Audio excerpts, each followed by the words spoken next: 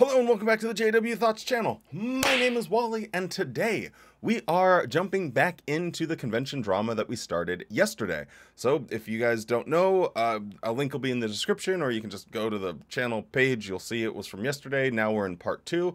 But yeah, don't forget to drop a like on this video. It helps it on the YouTube algorithm. Subscribe to the channel if you don't want to miss any fun content in the future. With all of that being said, let's do this.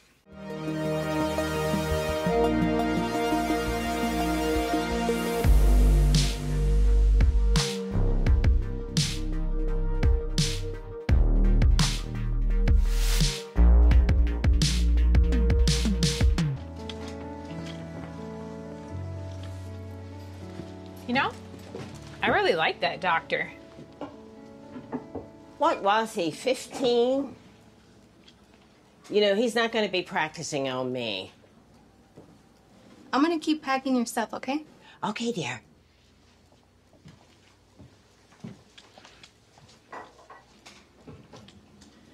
Irene, don't forget my therapy appointment on Wednesday morning. I can't on Wednesday. Let me ask Elena. I just need you to finish filling out the second page here, and then sign and date at the bottom, and then we'll be good to go. Okay, thank you. Okay. Call me crazy, but I reckon that taking your mother to a therapist appointment is much more important than doing one of the most nonsensical, unproductive activities that any group of people on planet Earth actively engage in. Call me crazy. What do you need, Irene? Hello to you too. Mom needs you to take her to an appointment on Wednesday. No, I can't. Can you skip your preaching thing or whatever? I have to work at a real job. I've had my hands full. I just need a little more help. Please. I'll see what I can do, but no promises. Look, I gotta go. Well, I can tell Elena's not going to be much help, but I'll figure it out. You know, your sister had a tough year. You should study with her. You know, we have tried so many times. She doesn't want to study. I think you're just too hard on her, Irene. Bruh.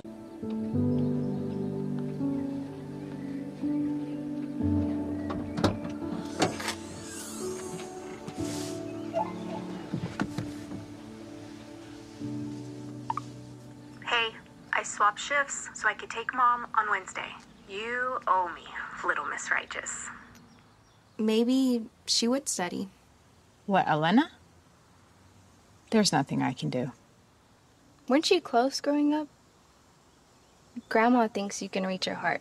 Yeah, well, Grandma also thinks she can live on her own. Okay.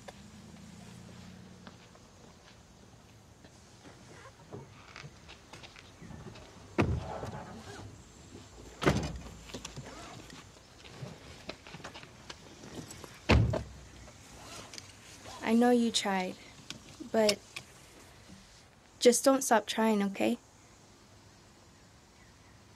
Okay. When life gets you down, you know what you gotta do? I don't want to know what you gotta do. Just keep swimming, just keep swimming, just keep swimming, swimming, swim. So it's hard to say for sure because I don't think we have that amount of details, or I've just forgotten something from the previous convention. But I'm assuming Irene, because of her mom, grew up as a Jehovah's Witness, therefore her sister probably did as well, and they've been trying to study with her. I don't know what the exact situation is, but the reason that they can talk to her is because she didn't get baptized. Let's say that her sister decided at, I don't know, 7 years old. A 7-year-old wants to join the party because they're getting pressured from their parents to become a baptized witness. Those phone calls are no more, because once you're baptized, that's it. If you decide to leave for any reason, it's over. So Watchtower unintentionally highlighted something about the shunning policy, which is ridiculous. You can be the same person. You can live the exact same life. You can be doing everything exactly the same. The only barrier between having some kind of relationship with your family, talking to them, being a part of their lives in some capacity, is as simple as making a decision at 7 years old. That is the reality. You can be 100%. Everything is the same. Except one time when you were 7, you decided to buy ice cream because everyone else was buying ice cream. And one time, when you were 7, you decided you didn't want to buy ice cream because you felt like saving your money. And for making that one choice, that one decision, it will affect the rest of your life. Did you notice how forgetful Grandma's getting? Yeah.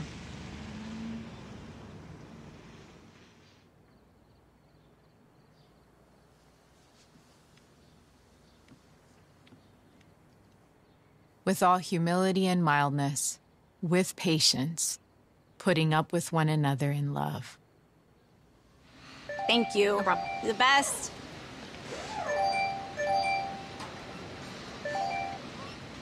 What did I do wrong now? Nothing. I just wanted to say thank you. And how are you doing? I really miss talking to my little sister. Stop playing that music! Stop it, please! I really miss talking to my little sister. no judgment? No judgment.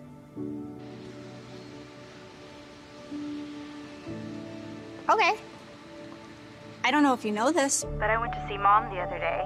She was taking out pictures of us when we were kids.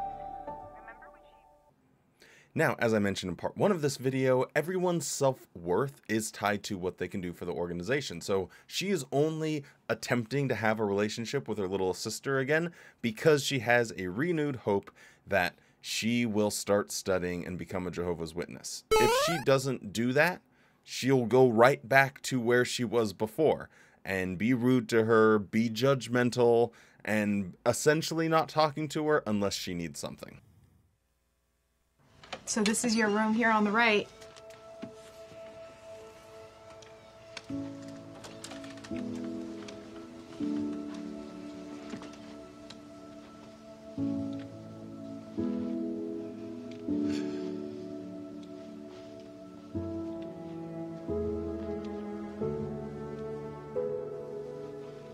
This is nice.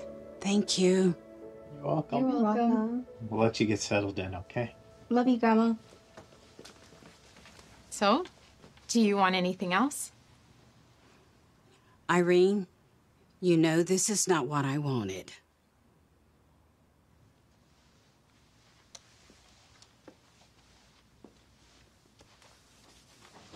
Your stunned silence is very reassuring.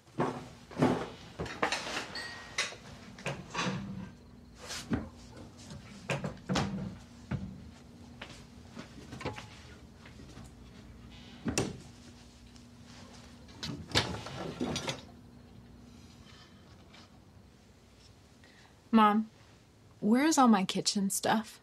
We organized and changed out some things.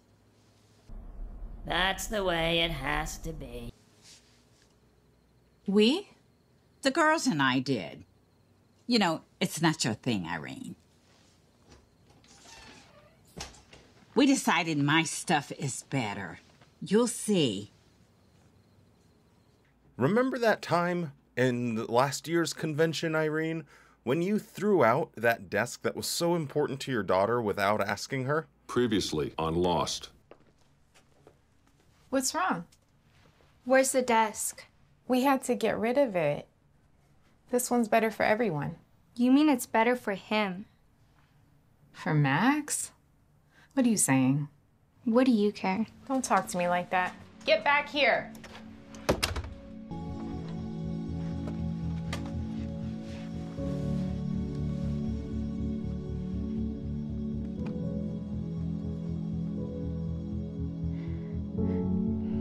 Hey, Olivia. What do you think about the desk? Come here, sweetie. Come here.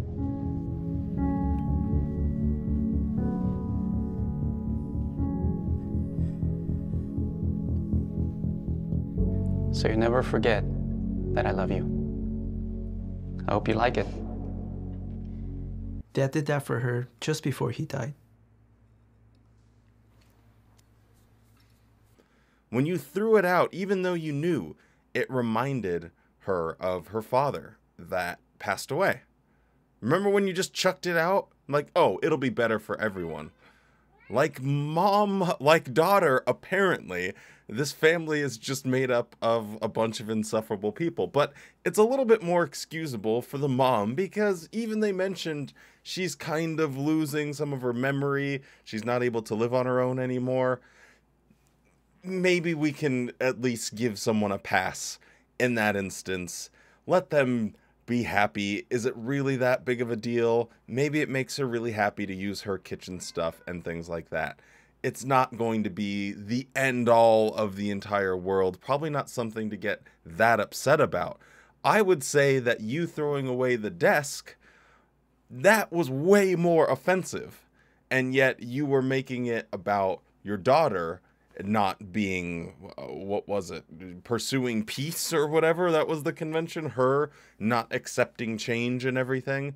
Well, maybe just give her that one thing that she can have and hold on to because it was special to her. Are your pots and pans that special to you? Is it that big of a deal?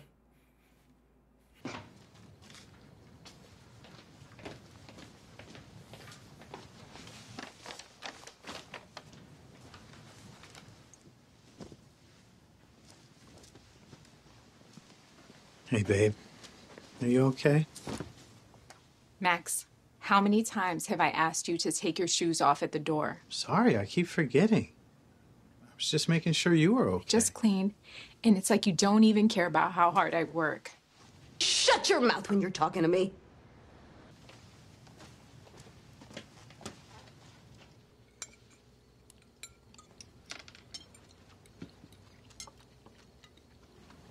Can you pass me the salt, please? Sure.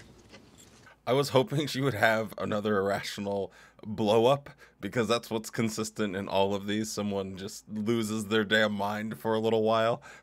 Hey, can you pass me the salt? What? My food's not good enough for you? Man, you're just never grateful. Why don't you just make your own food? You can put however much salt you want in it. You ungrateful little turd. And then flips up the table, walks away. She's just so crazy.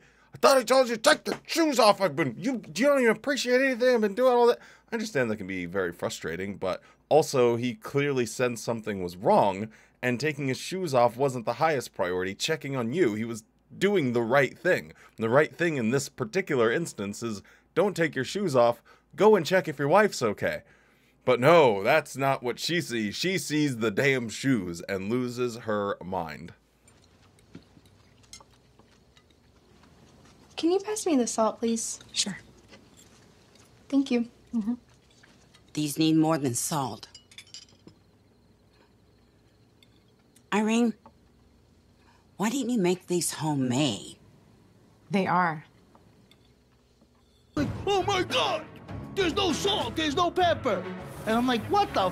Go ahead, go! I thought I seasoned it, chef, correctly, but no, obviously I didn't.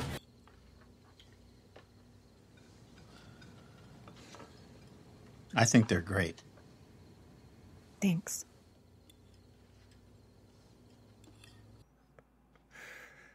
Hey, I think they're great. This guy just... Oh man, everyone's so unlikable. I don't really understand why, if the mom is so concerned about the quality of the enchiladas, looks like enchiladas to me, why she didn't help. I mean, was she too busy getting her time in because she's still a pioneer and she was writing letters?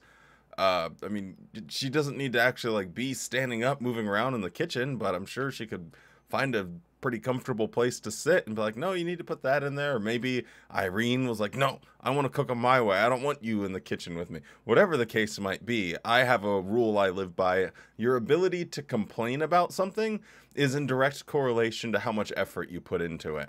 So sorry, if you don't like the food, you can make something else, and that's fine. Now, constructive criticism, things that are helpful, like, hey, maybe a little this, maybe do it this way, there's nothing wrong with that because it can help you, like, improve. But again, in all of these videos, everyone is just an absolute insufferable ass. Everyone is just, like, so critical, always on edge, and the tiniest little thing sets them off. I couldn't live in this world. This would be so completely miserable all of the time, where everyone is so sensitive about anything you say or do that they can just flip a lid and then we gotta reach for the old Bible and correct our thinking. It's so ridiculous.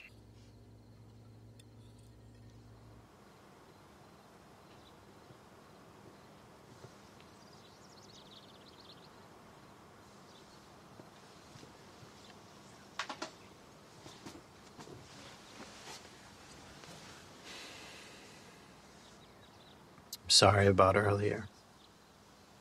Yeah, me too. These past few months, I didn't expect them to be so hard. And I'm really sorry about what this is doing to us. We're in this together. You know, Jehovah sees everything you're doing for your mother. And he's so proud of you.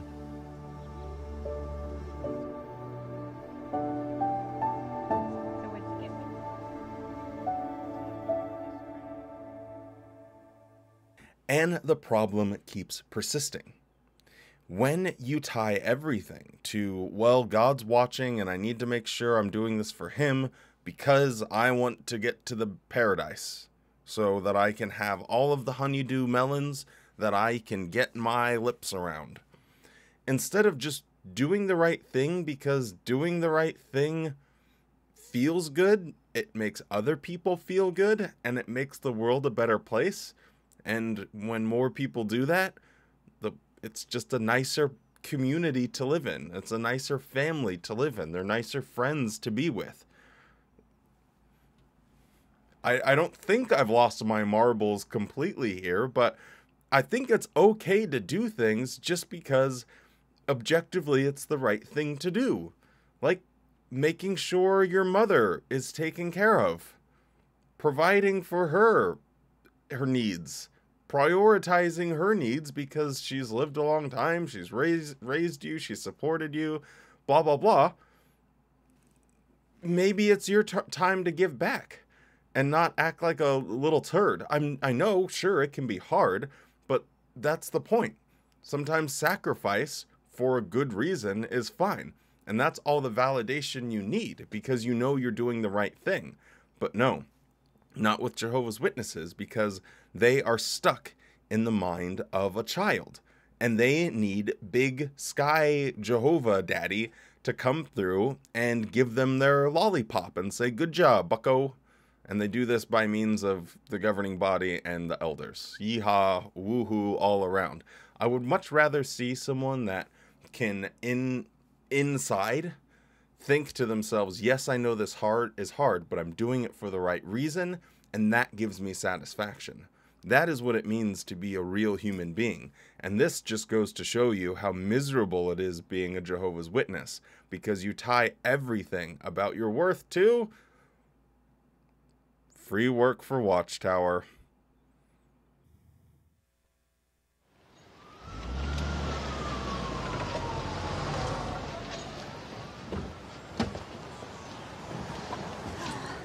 Hey, thanks for getting me. Yeah, anytime. How was work? It was good. Yeah, it was long. Hey, do you know him? Hey. Oh, yeah. Man, so glad I caught you. So, I wanted to get your phone number just in case any work stuff comes up after hours, you know? Is that okay? Yeah, okay. It's 646-480-6649. Okay, I got it. If anything comes up, I'll be sure to give you a shout, all right? Okay, cool. See you tomorrow. All right, see you all. Hey, actually, I was about to grab something to eat, and I wanted to see if you wanted to come with me. No thanks. We've really got to get going. Next time for sure, then. I'll see you tomorrow. Yeah. What was that all about? It's nothing. I hope not. Trust me. It's nothing.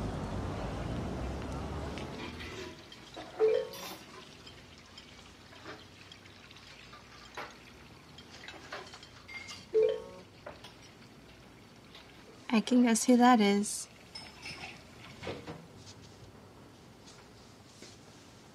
Who's that? Just a doctor from work. Wow, he's persistent. He's persistent? Wait, is he interested in you?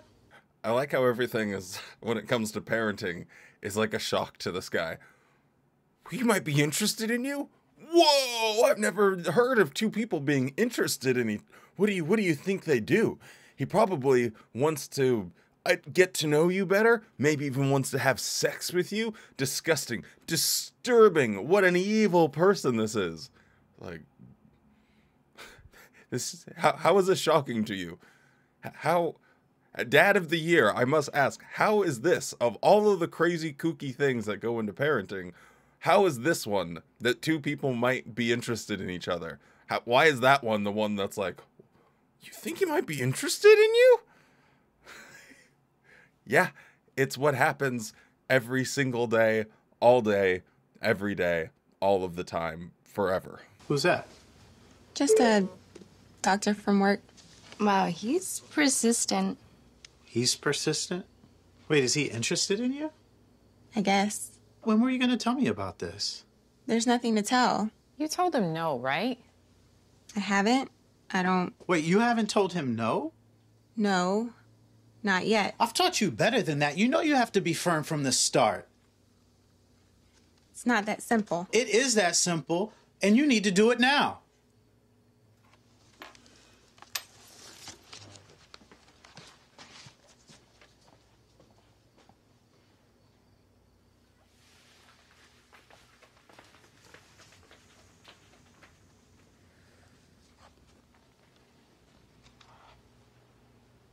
Ah, yes, the good old times of being a Jehovah's Witness teenager. This is a pretty common one. You have someone just sending you some text messages. Nothing crazy. It's not like, hey, show me your boobs, want to get together later tonight? It's like, how was your day? You look nice today. Just casual, low-level stuff, right? And the normal thing, if someone isn't interested, is they don't reciprocate any of the interest. Things fade, people go different directions. Might be a little bit awkward, but it's not the worst thing. What is awkward is, hey, can I get your number? No, I don't want to date you. You're not a Jehovah's Witness. I can't talk to you. Don't text me, only if it's a work emergency, okay? Okay, I'm glad we got that covered because my dad told me that I need to be firm right away before anything happens. Cool. Yep, I got it. Absolutely. You know, I'm actually full. I don't think I am gonna go get food anymore. Sure, that might be effective, but you'll look like a total psycho. You'll just be a crazy person, and you can't operate in that way. Now, the other aspect of this is Jehovah's Witnesses don't have a good, healthy way of approaching beginning a relationship. And here's why. So first off, when you start dating someone, there is almost immediate pressure that is, hey, are you going to get married? When are you guys going to get married? Within weeks of starting to date someone, people are going to be asking, hey, when are you going to get married? And so what happens with a lot of people, because most Jehovah's Witnesses get married at a very early age. Most of my friends were married when they were 18 or 19 years old. It's just kind of what happens because of the no sex before marriage, which is kind of prevalent in a lot of different areas of society. Not saying it's a good thing, but it's not the most uncommon thing for parents to raise their kids and tell them that it's best to wait to have sex until you're married. It's not like the most unheard of, wow, this is so like, I'm not saying it's a good thing. I'm not saying I agree with it on principle. I'm just saying it's not the worst thing about being a Jehovah's Witness. It's fairly common, and I personally don't feel it messes with your head or makes you... I don't feel like it messes you up inside that much. I think it just lands you in really bad situations because you don't know whether or not you're sexually compatible with someone that you're signing a lifelong contract with. So that's very problematic because, hey, maybe y'all don't exactly vibe in the bedroom and you don't know until after you're married.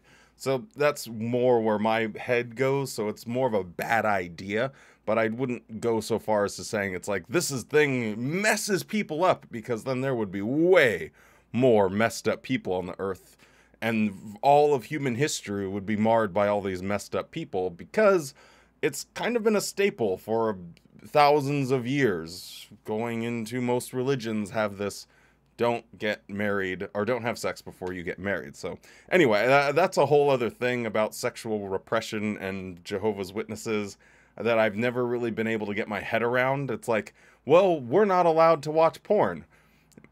Did you watch porn? Well, yeah, but I felt bad about it. Well, we weren't allowed to masturbate. Well, did you masturbate? Well, yeah, but I felt bad about it. Well, we weren't allowed to date people that weren't witnesses. Did you ever have, like, conversations online or something with people that weren't witnesses? Well, yeah, but I felt bad about it. At what point are we just like, is this actual sexual repression that's happening? Again, I'm not saying or defending Jehovah's Witnesses' beliefs, because I think they're silly and goofy, but I think they're just that. They're a bad idea. They're silly. They don't make sense.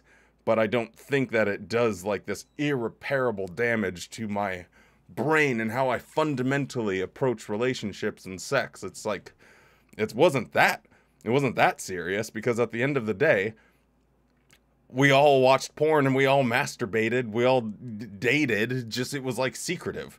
So we just kind of felt a little bit bad about it, but not that bad that we stopped doing it. So I remember one of the old classic videos, man, it's been a long time that when I met with the elders, and I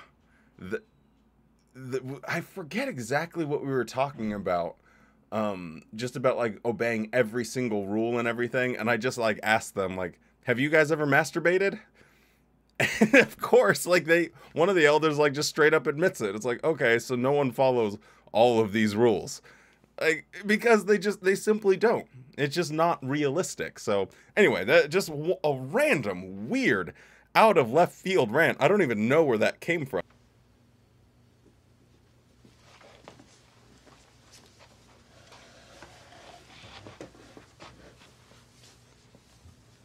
Hey, I'm sorry. I overreacted. I want you to know I do trust you. I've never had a reason not to. I know. But I'm not a teenager anymore. You're not, but I'm always going to be your dad. And dads worry about their kids. It's just part of the job.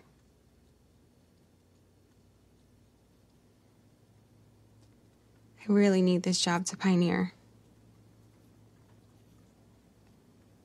What if he doesn't take it well?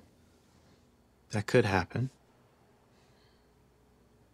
I'm not exactly an HR expert here, but I'm just gonna throw something out there. Generally speaking, it's my understanding that in a corporate environment, if you have someone that is in a power position, like if this guy is a doctor and she's a nurse, or, you know, there's some sort of power dynamic, they are not going to allow dating like that. Or for him, like, he could definitely get fired for that because it's inappropriate.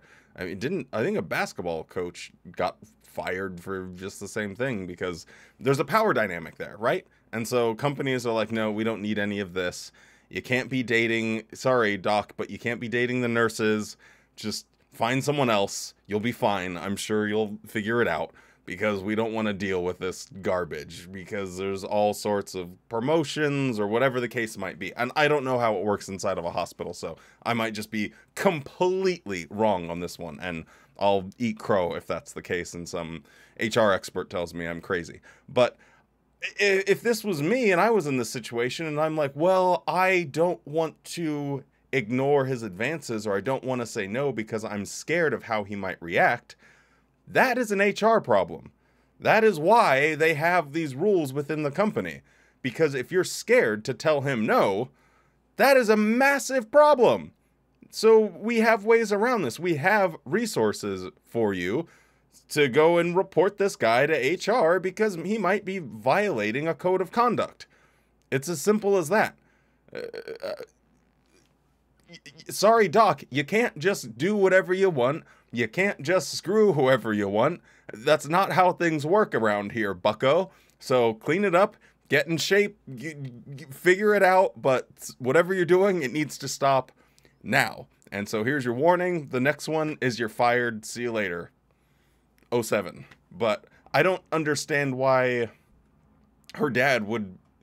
Yeah, I don't know. That was my first thought, is like, okay, well, if this guy's a doctor, why doesn't he just, like, actually tell her, oh, well, you're obviously not going to date him. He's hitting on you. He's texting you all the time. Why don't you hit up your HR department? And I'm sure he'll stop texting you tomorrow. Everything will be completely solved and you won't have to get too involved. Anyway, I am very ranty with this section, and I have no clue why, but I've even awakened ZZ from his slumber on his lovely pillow. So, there's that. I really need this job to pioneer. What if he doesn't take it well? That could happen. But then you'll get to see what Jehovah will do.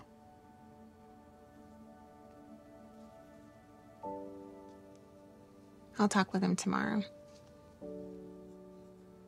Is there anything I can do to help? Maybe say a prayer for me? I'd love to.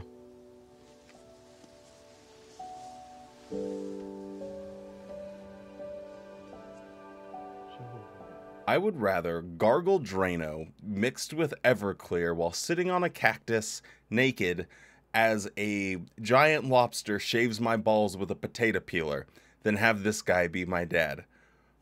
What are you talking about? What on God's green earth are you telling her? Did you seriously just say, hey, if he doesn't take it well and you end up losing your job over this clear violation of company policy, you know, you get to see what Jehovah will do. Why not give her good advice? Like, hey, you know, I know you're not as experienced because you are just a kid. Let me tell you, there's this little thing called human resources. Bada bing, bada boom. There's some good advice. Not, hey, let's pray about this. Oh my God. It's like you completely dropped the ball. Completely. You could have solved the problem so easily. And yet you choose the worst way to do it. And she's doing it because she wants to keep pioneering. She doesn't have to lose her job. Doesn't have to get to that point. She doesn't even have to talk to him. That's the whole thing of a human resources department, because it's hard to talk to the person because you're scared of them. Because of the power dynamic. So just give her good advice, you dumb idiot.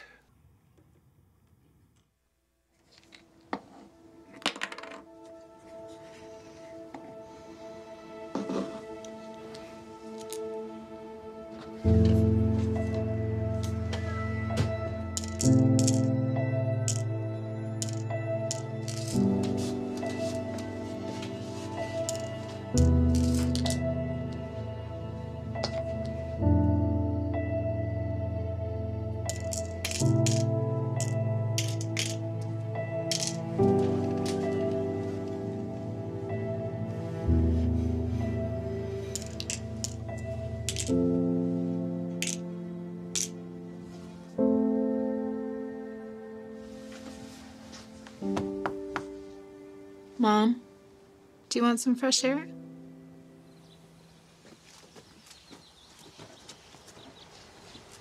There you go.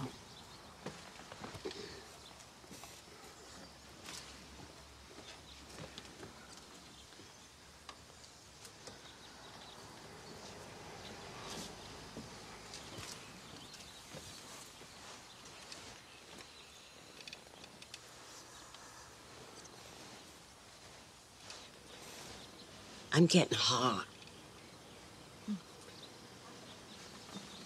I got it. Oh, okay.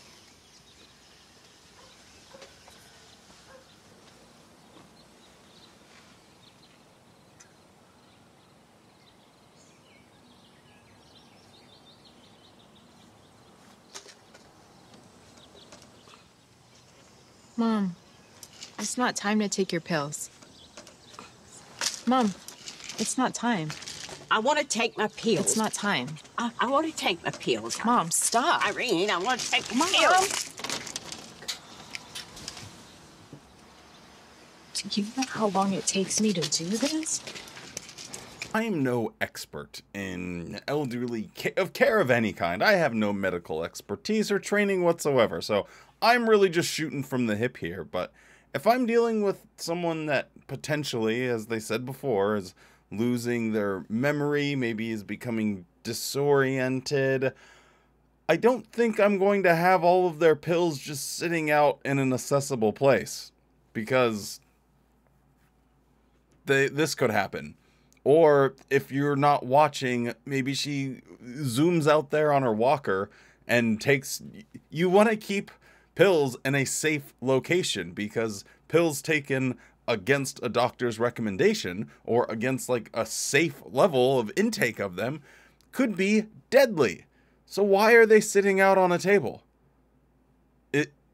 When Watchtower audio video department sits down, don't you think that someone brings these things up? Oh, but we really want to show how she is being patient, and we'll do it by how she has to put... She won't know how to, like, which pills go what, different colors, different sizes. A lot of them might look the same. All of this is problematic, and it makes absolutely no sense for someone that for months has been caring for her mother, who is having some regression with her mental capabilities. Why not just keep them in a cabinet where they're safe? That way you can be like, okay, time to take your pills, and she's not like, okay, your back's turned, and she like downs the whole thing. This is so stupid. I Watchtower, you can hire me. I am for hire. The price tag might be a little bit high, but you guys can afford it. I know, just sell a Kingdom Hall or two. We'll talk about the details later, but I promise you put me on the board, writing these stories, doing some of the writing, and I guarantee it will be so much better. I'm not taking those dirty pills. Mom, why do you have to make everything so hard? I'm sorry. Maybe it won't be so difficult for you when I'm gone.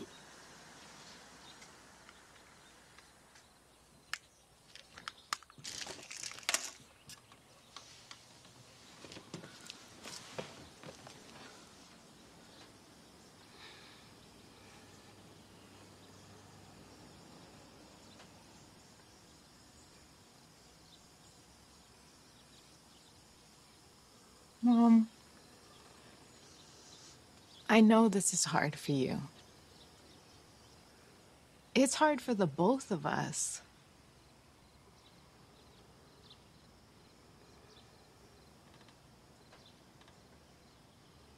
I don't know how to make it any better. I know.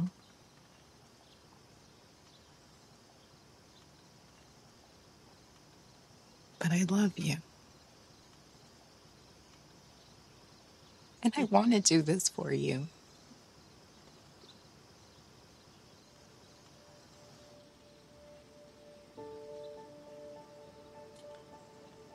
I love you too, Irene.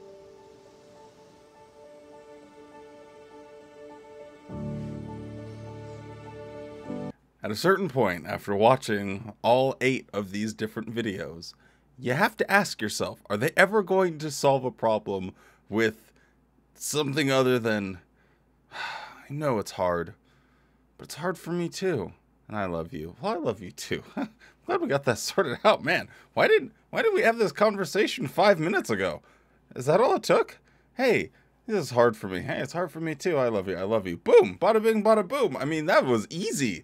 30-second solutions, babe. Not even 30 seconds. Like 15-second solutions to every problem you could come up with in life. That is the Jehovah's Witness way. Because why? You're not actually solving anything. You're not doing anything to solve the problems. You are just pushing them to the back of your mind. Welcome to the world of being a Jehovah's Witness, where delusion runs rampant and logic is nowhere to be found.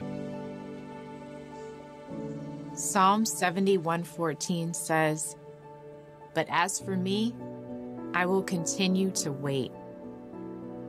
When we're patient, good things happen. We preach. We help each other do what's right. We take care of the people we love.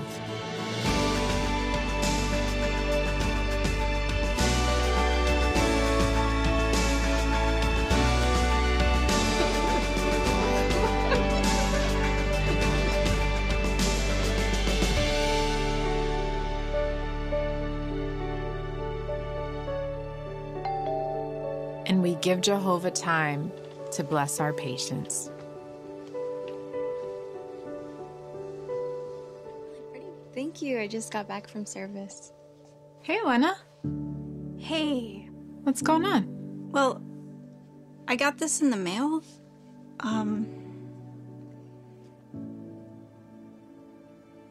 Do you have time to talk? Sure. Someone suggested, I think last year, and I can't believe I forgot until this very end. Maybe I'll re-record the intro, but a bingo card for watching these would be a way, like a more fun way of looking at it, because they hit every cliche, every trope, everything just gets all bundled up right at the end and slapped on the bottom. It's so nauseating.